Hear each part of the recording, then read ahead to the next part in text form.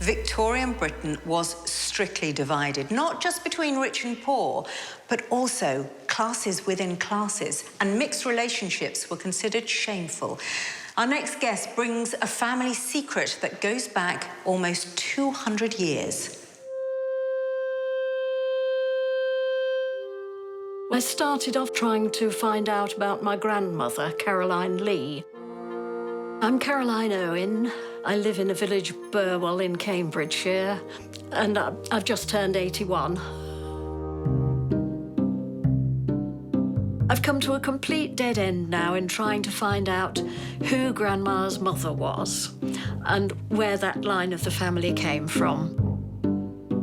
I have her father's marriage certificate to Granny's stepmother.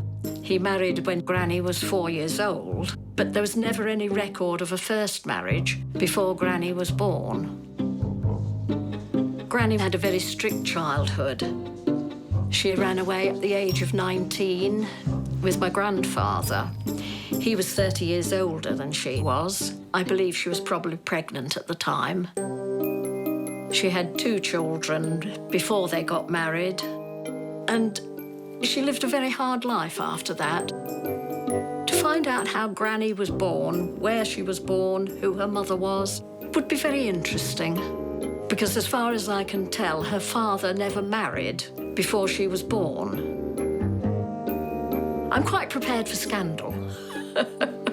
Caroline, thank you so much for joining us today. It's a pleasure. And bringing us a real conundrum on your paternal side. Yes. Here we have a lovely picture. Yes. Of your grandmother. Yes. Your father's mother. Yes. And you have no idea or any name of her mother, is that correct? That's right.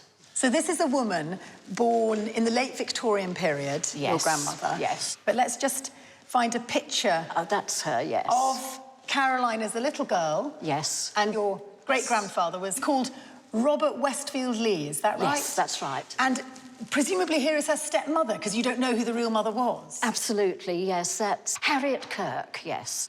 Dear Caroline didn't entirely behave as was anticipated by her respectable parents. No. Tell us a little bit about that. It's fascinating. I think originally she met this soldier. He'd been in India, and he was obviously walking past the orchard of the house. And she was sitting on the wall, and apparently she threw an apple at him. And he was Reuben Stephen Mutimer. Oh, gosh, quite a name. Yes. And he already Yes. had a family. He had 4 children. So he was 20, 30 years older He was than 30 this years girl. older. 30 years older. And his wife died, am I right? Yes, his wife died, and it was after that, I think, that Caroline got to know him better. When she was 19, they eloped. OK, so this would have been the height of scandal. Scandal. I mean, really difficult for a man like She was Robert. disinherited. Yeah. Let's now look at that marriage certificate and entry of marriage Yes. between Reuben Petch and Caroline, Yes. your grandmother, Yes. which led to 12 children. Yes. Now, the question, who was this woman, your grandmother's mother? Yes. Here we have your family tree. We're going up through your paternal line. Yes. So bumping up to Caroline Lee, who we've just met in that photograph, Yes. with her unsuitable older husband, Reuben. And we're going through to Robert Westfield Lee. But before he married Harriet, there was a mystery woman. Yes. And that is our quest, to Yes. identify this woman. Absolutely. Now, you told us that your grandmother, Caroline Lee, was born in 1881. We found no record of a Caroline Lee in 81, 82, 83. No. So we thought, in that case, we need to try and find a Caroline who may have been born under her mother's surname. True. And that meant looking at all the Carolines, and it's quite a popular That's a name. lot. Born in Lincolnshire. Yes. During this period, 81, 82. Yes. We honed in on one Caroline in particular. I have here a register of births in April, May and June 1882. Right. A Caroline Troop born in Gainsborough. Do you see? Yes. Why Troop, you may ask? Yes. Many Carolines born in this period in the Lincolnshire area. Well, I'm going to take you to the census of 1881, and we find living in the High Street, next door to each other, a Mary A. Troop, who's registered as a servant. Next door at 210 is a William Lees family. Yes. The son of whom is a Robert W. And it looks like that might have been your great-grandfather, Robert. And he had great fun, it would appear, with the servant next door called Mary. Oh. Mary Ann. Oh, dear. Wicked. Oh, that's wonderful. So we have this Mary Ann Troop. Now, interestingly, let's look at the birth certificate of your grandmother. Here she is, born in April 1882. Yes. And as you can see, her mother, Mary Ann Troop. And below that, the job is domestic servant. So she probably worked for the family. Or the family next door. Yes. But you can't work if you've got a baby. No, you can't. It was absolutely shocking. That would explain why he then took responsibility for the child. Well, indeed. It does appear that Mary Ann Troop relinquishes Yes. her daughter, and it's handed over to Robert. Because she knew she would probably get a better life. We tracked back in the census, and we discovered that Mary Ann Troop's mother was a Caroline. Caroline Baines. And you're, of course, a Caroline. Yes. We know that Mary Ann Troop died really very young. Here's her death certificate. Oh, yes, 36. She's just 36. So she dies before the turn of the Gastritis. century. Right. Well, a really interesting story there. Yes, oh no, it's really fascinating. Glad we were of some help. Thank you. I think I've been searching that family in that side for a number of years, 5 or 6 years at least. Came up against a brick wall every time, but I'm certainly very happy, very relieved, and I want to find out more about Mary Troop now. Caroline has not only discovered the details of her grandmother's scandalous birth, but also the identity of her great-grandmother, Mary, who she now intends to add, with pride, to her family tree. Coming up, we try to connect an Irishman with a film star. Why do you think you're related to George Clooney? Now to a man who inherited a family tree dating back centuries. He brought it here because he wanted the team to find the missing branches, including his father with no birth certificate and an estranged aunt who might have been a nun.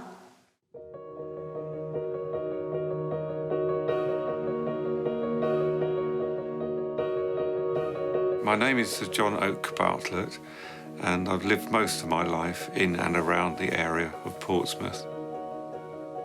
One of my earliest memories was being lifted up above the parapet by the Round Tower in Portsmouth, and my mother saying, "Oh, this is the ship that your father is on, HMS Redpole," as it was leaving harbour.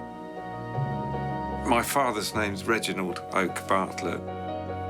Well, I was nearly 2.5 when my father died.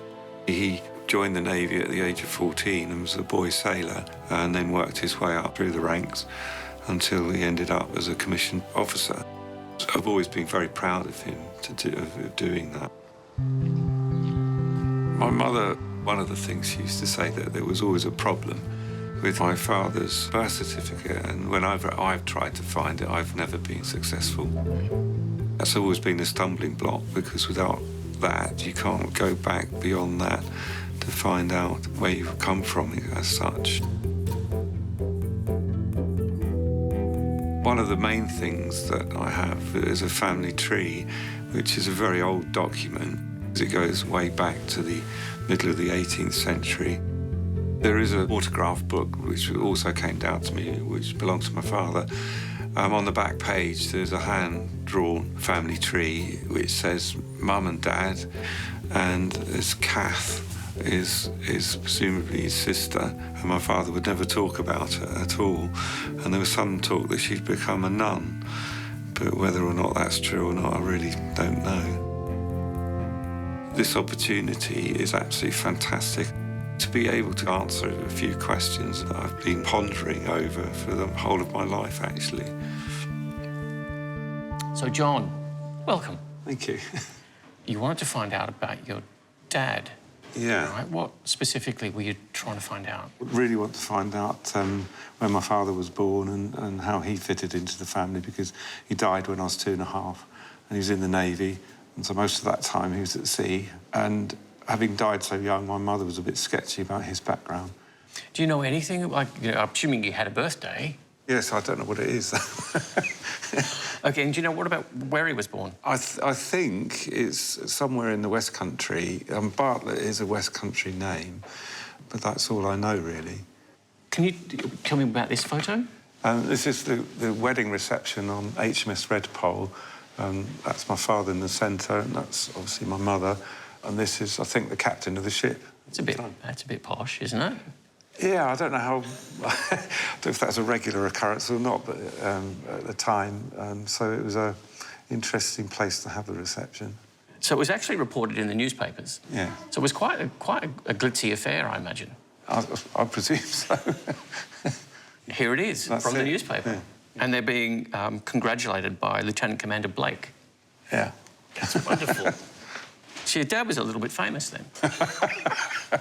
Yeah, I suppose so. Yeah. So we found a little bit of information about your dad. We actually pulled his service record. Oh, right. So let me bring that up. OK. So this is your father's naval record. So in his naval record, we have appraisals. And he gets quite glowing reports.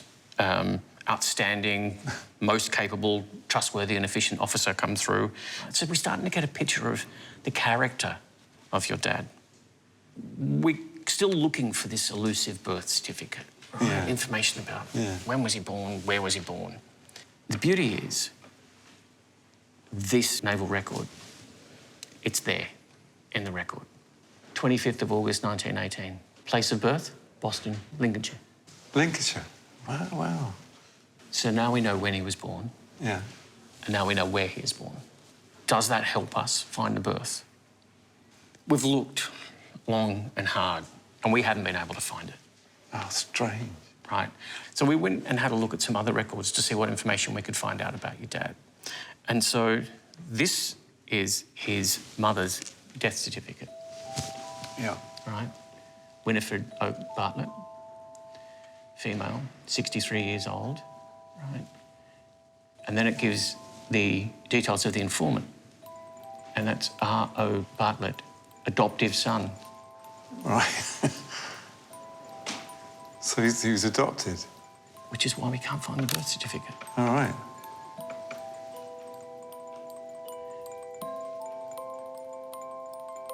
So you're saying that actually I'm not a Bartlett, is that what you're saying?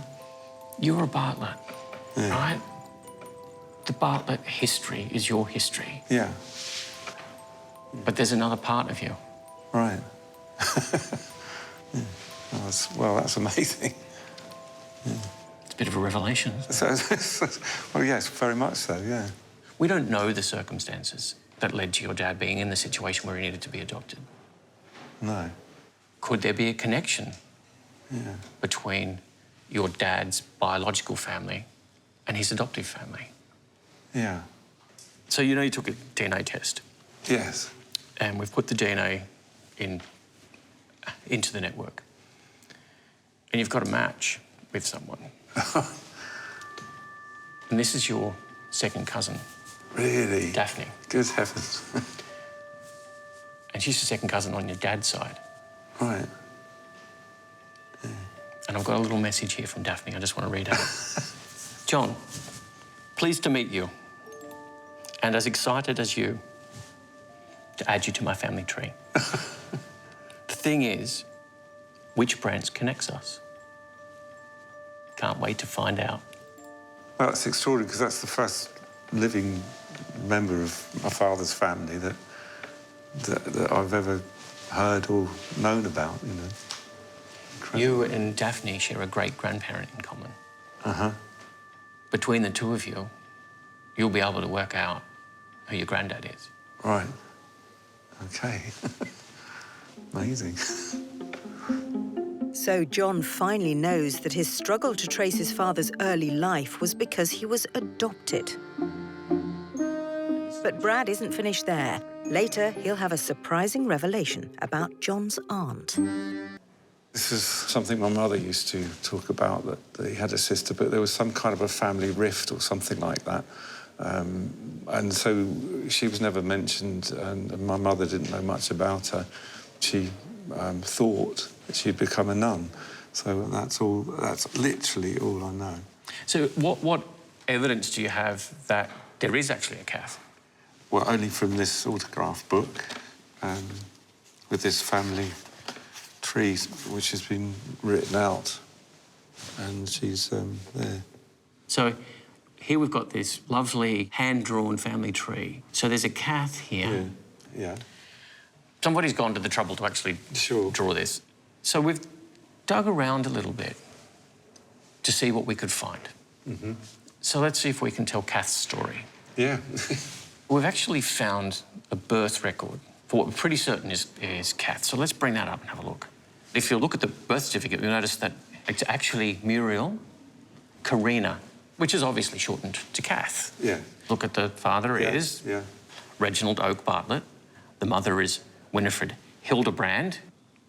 These would be your grandparents? Yes, it would be, yes. This is a nice piece of evidence for the existence of Kath. Yeah. And then we need to, start thinking about, OK, where are we going to find her? Did your mum ever meet Kath? She never spoke about that. There'd been a family rift, apparently, and my father wouldn't talk about her. So this is her birth certificate, right? We've got that. And this is where she fits in to the tree. Muriel Karina. And we've found a bit of information. Right. And it's a little confronting. Sometimes, John, when you do this stuff, you come across things that can be a little bit unsettling. But it's the truth. Yeah. So the 39 census, which was taken just before the outbreak of the war, and we find Kath here, Muriel Bartlett. Now, if you have a look at where she is, she's at a home. And I'm not sure if you can notice as well, it's run by the Sisters of Mercy. Oh. That's a nun thing. Exactly. Oh, I see. She wasn't a nun. She was in a home that was run by nuns because she had a disability. You can barely see it written in the margins. It says incapacitated and crippled. That's not a word that we use anymore. No. But back then it was a word that covered a whole range of different things, right? We don't really know what caused her to be in that situation. Could have been an accident, it could have been a problem. Thank you so much for coming. Thank you so much for letting us be part of this wonderful story. It's amazing. So, John, an awful lot to take in. Absolutely. How are you feeling? Well, it's quite a shock, really, just to sort of, like you say, take it all in. I'll be thinking about it for a while, I think. What struck you? What was the big thing for you that was revealed that you didn't know about? Well, there's several things. First of all, this sister of my father's, Kath, who unfortunately seemed to have been looked after as a cripple by the nuns, and also the fact that my father was adopted. That is quite an extraordinary sort of revelation. And you've discovered a member of your family you didn't even know you had. Absolutely, a second cousin coming in, yeah. She might know something about the family that I don't, for instance. And you leave here, at least with some answers. Absolutely, yeah. If not some questions as well. There's some questions, yeah. But certainly got some answers, which is wonderful. So John not only leaves today with a deeper insight into the lives of his beloved father and missing Aunt Kath, he also has some new names to add to the family tree. Our next story takes us across the oceans to an exotic Caribbean island. Since discovering her ancestors once lived on Barbados, Kim Saul and her dad Terence have grown suspicious as to why they were actually there. I've been studying family tree for many years, and I found out that my great-grandfather was born in Barbados. So I want to know why my great-great-grandfather, Alfred George Clayton, ended up there and had a child there. His family originated from Cranbrook in Kent, which is where he was born. I don't know why he was in Barbados, but I do know that he married while he was there, and his wife was born in Barbados. At first I was excited when I found out about the Barbados connection, but then as it dawned on me that it was so close to the abolition of the slave trade, I became a bit anxious that there was some connection to it. So, Kim, welcome. Thank you. So, what have you come here looking for today? I'm trying to find out some more information about my great-great-grandfather who ended up in Barbados for some unknown reason. And what was his name? Alfred George Clayton. So let's just put this in context a little bit. This is your family tree. This is you down here. We step back through Terence, your dad, and then we have Alfred Clayton, your great-great-grandfather. Yep. So Alfred had a son, William, Yes. with Mary Elizabeth Scott. Now, you know him as William Clayton, but he's baptised as Scott. Have you seen this document before? I don't think so. This is a baptismal record. Just there is William Alfred Scott. Yes. What you might notice about that is there's no father's name, there's no Clayton there, No. because they weren't married. When they've gone to get William baptised, there's been no record of the marriage, so the father's name is not recorded. Just means somebody who was officiating needed to see a piece of paper that they were unable to see, so they filled in Scott, Right. not Clayton. But then we want to have a look at Mary Elizabeth Scott, see what we can find out about her. Can you see where William, their son, is born? Drax Hall. Draxel. And Drax Hall is a wonderful building with a very interesting history. Drax Hall was built around about 1640s, 1650s in Barbados. And it was one of the first places in the world to commercially cultivate sugarcane for centuries. But the other thing about the sugarcane industry, particularly in Barbados, is what drove it. And that was? Slave industry. It was the slave industry. So you've kind of come here today to find out if that means there's a connection between you and the slave trade. Now, what about Alfred Clayton? What do you know of Alfred Clayton? Your great-great-grandfather? What do you think he might have been doing in Barbados? I really don't know what could have taken somebody from a small Kent town all the way to Barbados. Do you think there might have been any association with slavery? Slavery, yeah. Well, in fact, if you have a good look at this record there, it's a military record. Because he was in the military. Oh. And that's what put him in that place at that time. He was there as a gunner. So this is the piece of evidence that we need that says he's not associated with slavery. That's a relief to know that he was there for military reasons and not anything else. Yeah. He was serving his country. So, Kim, thanks for sharing this story with us. I hope we were able to put you at ease. Yes, definitely. Thank you very much. Lovely. Thank you. Thank you. Now I've had a few moments for it to sink in. I'm really pleased that we haven't got any slave owners in our family. That's a relief. I was worried that it might be worse. So I am quite pleased that it's not what it could have been. So Kim and Dad Terence are delighted to discover Kim's great-great-grandfather Alfred was actually in the military and not linked to slavery after all. Next, the tragic tale of a young World War I soldier from Cornwall whose death united the community. My name's Daphne Price. A story we always heard as a family growing up was about Uncle Harvey, so my great-uncle, who was treated very badly in the First World War and died as a result of his experiences. I discovered a photograph of my grand's wedding to my granddad, and Harvey was in the photo aged 13, and it was 1913, and 6 years later he was dead. And if I transpose that to my children and my grandchildren, it makes it very real. My grandmother would tell me stories about Harvey. She told me that he was young to go to war, that he'd volunteered, he hadn't been conscripted, and she used to tell me about the horrible treatment he had. Daphne, thank you so much for joining us. And you've brought less of a mystery, really more of a story.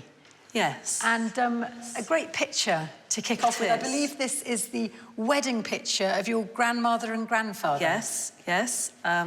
Esther is seated with her two sisters, and the little boy is Harvey. And the little boy is the story that we're going to follow today. He is, yes. So, in effect, he's your great-uncle Harvey. Yes. This is a Cornish family. Yes. And the picture's taken before the war, just before the war. This was 1913 when my gran got married. And Harvey is an innocent 13. Yes. But, of course, towards the end of the war, Harvey gets caught up in the maelstrom because he signs up, 18 years old, ended up in the face of the German Spring Offensive. By 1918, two significant things had happened. One was the Americans had joined our side, the Allied side, and the Russians had fallen away. There'd been a revolution in 1917. They'd effectively surrendered their way out of the war. That meant two things for Germany. They had to capitalize on the divisions that had been freed up on the Russian front and put them to good use before the full force of American material and men was deployed. Yes. And so crash, bang, wallop, they gave it absolutely everything they had.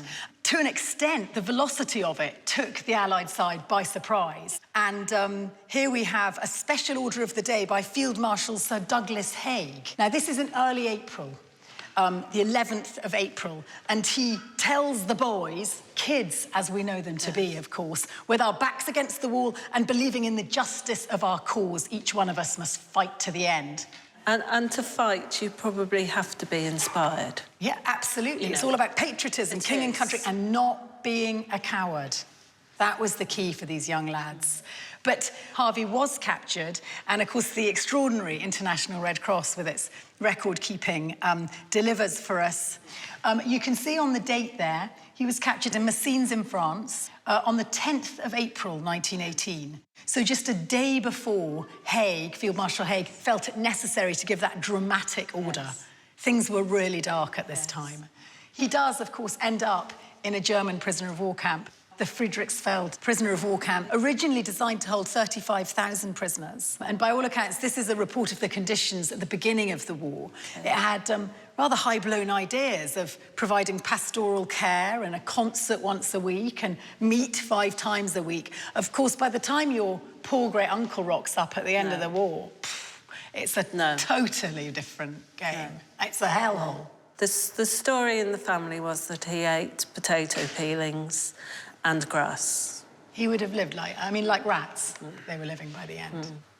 We get to the end of the war. Harvey's still alive. He arrives in an Edinburgh hospital, and here are his parents. That's right. Presumably your great-grandparents, who come up to Edinburgh all the way from Cornwall. Yes. And I know that the Western Morning News reported that he was so horrifically malnourished that he didn't, in fact, survive. No. And he died, I believe, at something like 19 years old and 10 months. And what's interesting, of course, is the attention this got in the local press. This one's from the Cornishman on the 15th of January. And it talks of how he was starved to death by the Germans.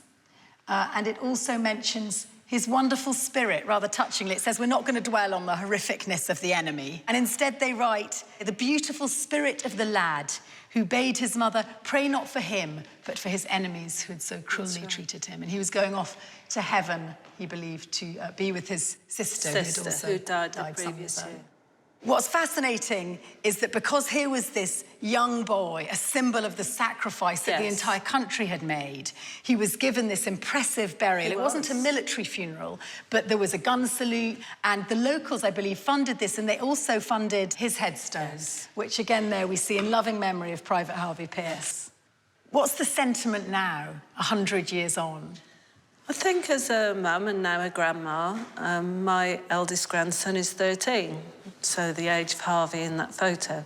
To think that our children, my son certainly won't fight, hopefully my grandchildren won't fight, and nobody else's, because it is a waste.